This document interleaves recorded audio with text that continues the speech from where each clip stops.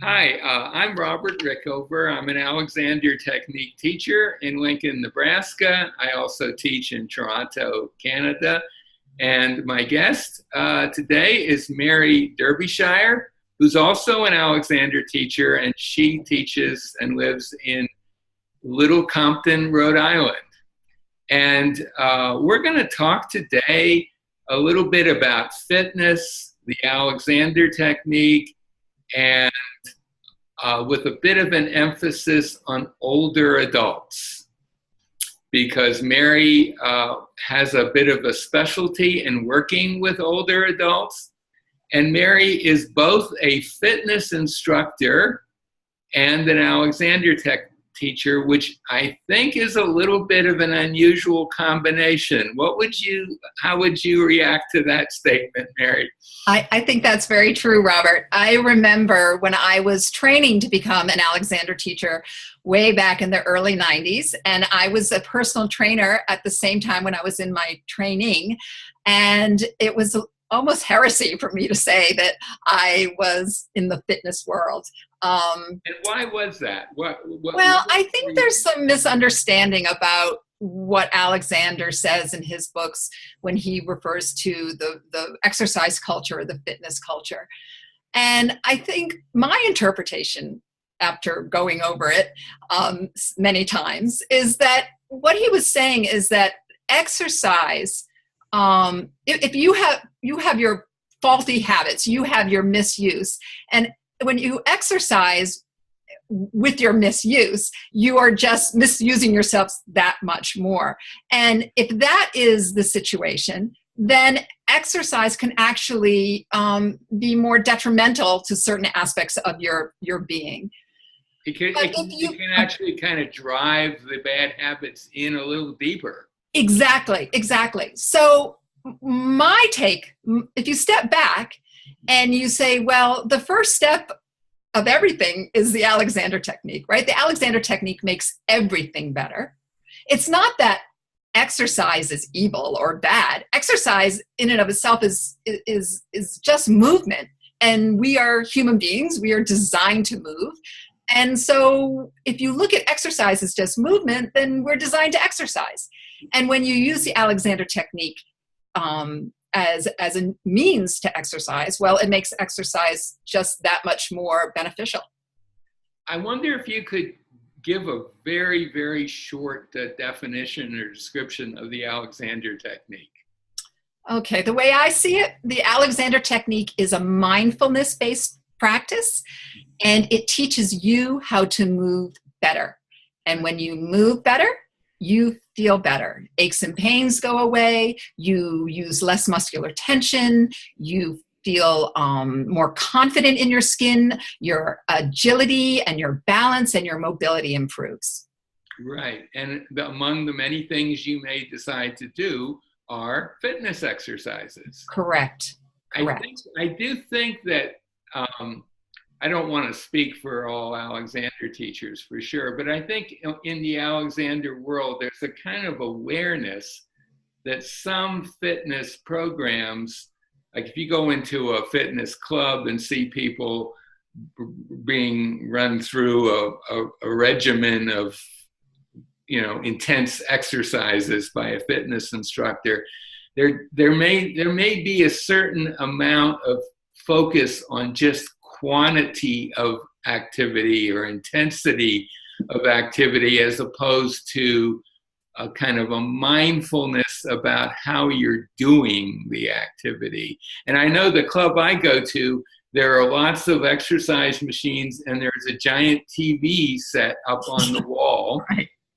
And almost everybody who's using these the machines, walkers and so on, are either watching TV or they're reading their newspaper or something on a little stand that's built into the exercise machine. And it's hard to imagine that also there's not a lot of options there to be mindful unless you just blank out all this external stuff. Right. But I think what you're describing exists. It's everywhere. Right. But what you're describing is exercise culture. Right. That's the culture that has grown up around exercise. And this whole, I write about this in my book, is that whole idea that, you know, it's so codified. You have the gym rats and the equipment in the gym and the way those things are done, or you have the fitness classes and, you know, sort of the CrossFit and the boot camp classes. Right. And so it's almost like movement, right? Let's go back to thinking of exercise as movement.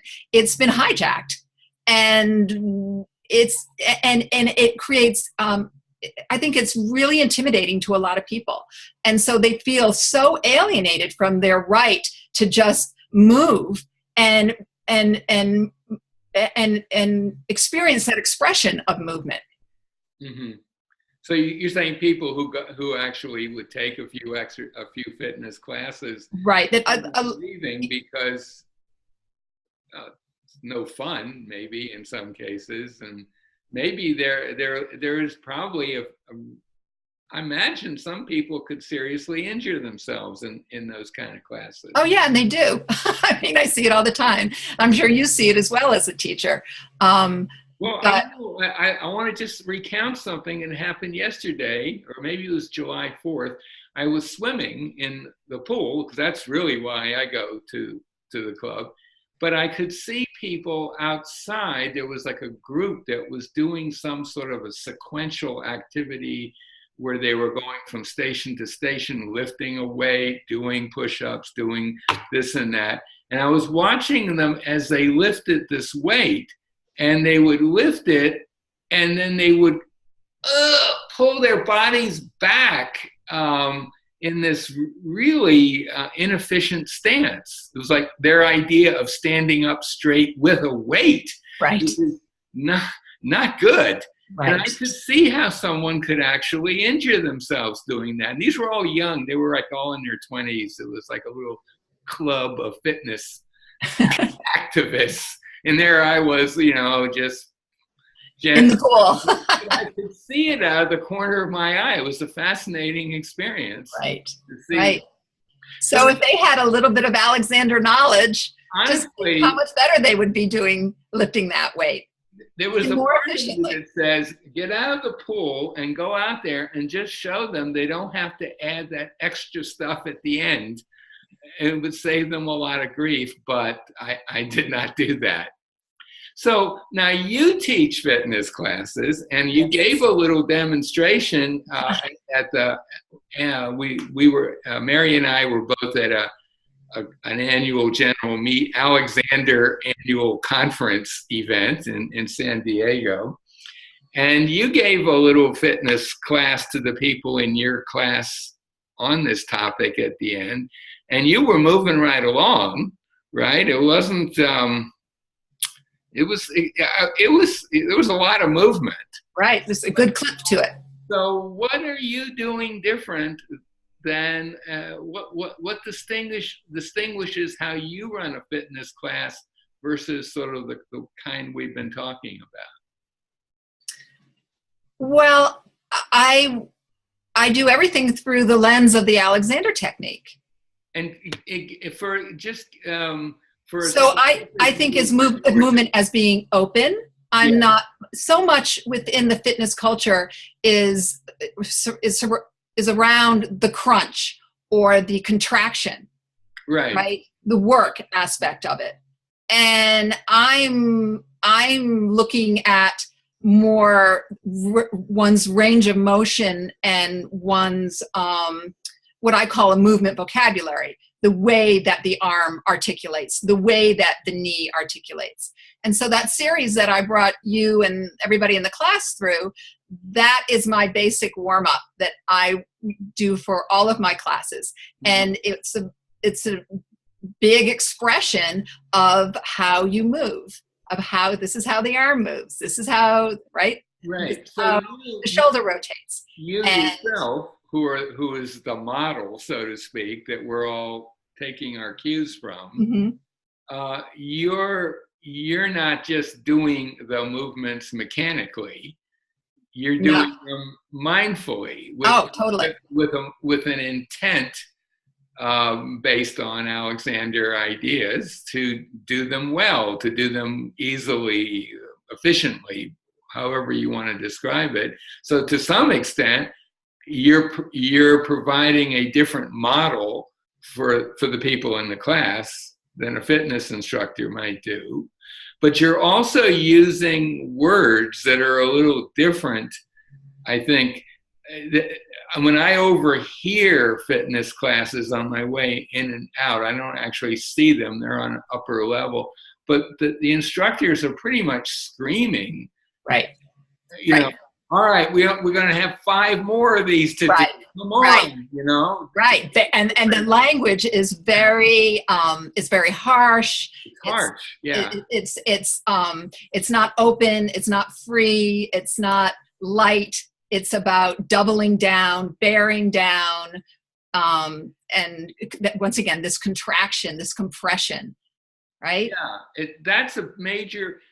Yeah, that is a major aspect. I mean, I don't think they would call it compression or contraction, but that is what they're emphasizing indirectly, right? Yes. I would say not just over contraction. I mean, very, very much so. Over contraction. Right. They're not looking for efficiency. They're looking for workload, right? It's a workout. They want you to work. So they're interested in quantity, either a number of repetitions or heaviness of the weights or length of time that you're doing them, that kind of total end gaining the whole way. End gaining being an Alexander phrase for, I just want to get this thing, and I'm not paying any attention to how I get it. Right. And really, the Alexander technique is all about how you get things. Right. So, yeah, there is this end gaining mentality in a lot of fitness instruction. Yes. And of course, you don't do that. No. But that doesn't mean that people in your class aren't moving right along, because we all were, maybe a little less than some of the other people, but there were people were pretty active. Yes, they are, and it's joyful. I want to add that as well. Yeah. I think that they were having fun. Yes, fun. You can't underestimate fun, and it's important to approach movement, exercise with joy and openness. And I think for a lot of people, they're not going to carry on with it very long if there isn't some element of fun in it. Right. It's just not going to be not going to draw them to stay. Now, I think this is a perfect segue point to discuss your area of specialization. From fitness, being a fitness instructor, that a lot of your students and a lot of your fitness clients are elderly. Yes. So the classes that I teach are, I wouldn't even say I gear them for seniors, but I just have mostly seniors. I'd say 95% seniors in my classes. Right. And when I say seniors, I'm talking about people into their 90s. Right. Who do just that very same routine that, and much, much more. That was just the beginning that I taught at that conference. And as Robert said, it really is, it goes at quite a clip. It goes at a very, very, you're moving right along the whole time. I will say that. Now, you told a story at the class, which I think would be really great to share with our viewers, about the 2 groups of people at this center where you teach the fitness class. Yeah, I teach at this wellness center in town, and upstairs is an adult daycare center. And these individuals, we see them coming in the morning, and they're on their walkers or their canes, and some of them are even in wheelchairs. And so there's that group upstairs, and then there's my group downstairs. And my group downstairs is the exact same age, if not maybe even older than some of the people that are in upstairs. And when I teach, one of my big things that I say when I teach fitness is, if you do it, you can do it. But if you don't do it, you can't. Mm-hmm. And for all of you seniors out there who are listening to this, there's a little bit more to that. If you start doing it again, you can do it again. So let me just be on my soapbox for 2 seconds here. Our culture is far too sedentary. We sit, and we sit even more than we used to sit, because now we have computers and iPads and TV that goes all day, all night. Mm-hmm. So movement is the key to agility and mobility and balance. The Alexander technique is the key as well. But you couple that with movement, and it just brings so much to your life. Well, I mean, the Alexander technique really isn't much of anything without movement.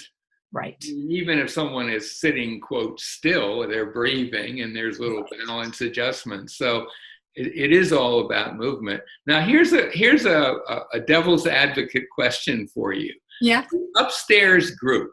Yeah. Let's say that by some miracle you could get them all moved downstairs physically to at one time for a class of yours. Mm-hmm. You obviously wouldn't start where you were working with the other now. But do you think that over a reasonable period of time, if they were interested, that you could get many or most or a certain number of them to be able to be participants in your other class? Well, I can't say that for sure, but I can say this. I definitely have had people come to my class on walkers or canes, mm-hmm. who are no longer on walkers or canes. And because of the class, or is it also because they're having Alexander lessons with you, or both? Some just because of the class, some both. So some people who were really pretty limited in their movement ability. Yeah. They could walk, but with a walker and so on. That with the right kind of, we call it fitness training, they can learn to get it. Oh yeah, absolutely. Ditch the walker. And certainly with some Alexander training, it would probably help a lot too, right? Yes, absolutely. Absolutely. Right. So you don't see, most people think, someone's in their 80s, boy, they're kind of over the hill, but that's really not true. I mean, it doesn't have to be true at all for most people. It does not have to be true. It does not have to be true. I guess it's probably true that if someone at pretty much any age just isn't doing much of any kind of movement, maybe they walk to their car, they walk from their car to their office, and they just don't do a lot of movement, they're gonna become not so fit pretty quickly. Right. They're gonna atrophy very quickly. They just and it can get it back, hopefully, if they decide to, but after 20, 30 years of that, it's going to be, kids today, a lot of them aren't doing much in the way of exercise. So I read somewhere that there are two things you can do to drastically change your situation in life. If you're a smoker, quit smoking. Yeah. The other one is start exercising. Yeah, and that's pretty standard medical advice these days. Okay. Yeah. A lot of doctors have basically said that those two things will make a gigantic difference. I have a little story I just want to bring here. My mom went to her cardiologist. My mom's in her late 80s. Mm-hmm. And her cardiologist asked her, "How's your balance?" And my mom said, "Well, my balance could be a lot better." My mother was not coming to my exercise classes. She lives around the corner. Right. And her cardiologist said, "Well, you can try doing a little of this, or you can try doing a little of that, or you could go to your daughter's exercise classes." And my mother, the past year and a half, has been coming to my exercise classes, and she says that her balance has greatly improved. So yeah. Well, is there anything else that you'd want to add to this discussion? No, I'm just really happy that you asked me to be here with you. And I encourage everyone to learn about the Alexander technique, find a teacher nearby, and couple that with some exercise, and you're well on your way. Okay, well, I'll put some relevant information by this interview, and I think this would be an interesting interview for Alexander teachers to watch too, because quite honestly, a lot of us have a little bit of a bias against things like fitness classes. It's maybe not really looking at it in the best way. That's Right. my take on it. Mary, thank you. This has been fun. Thank you, Robert.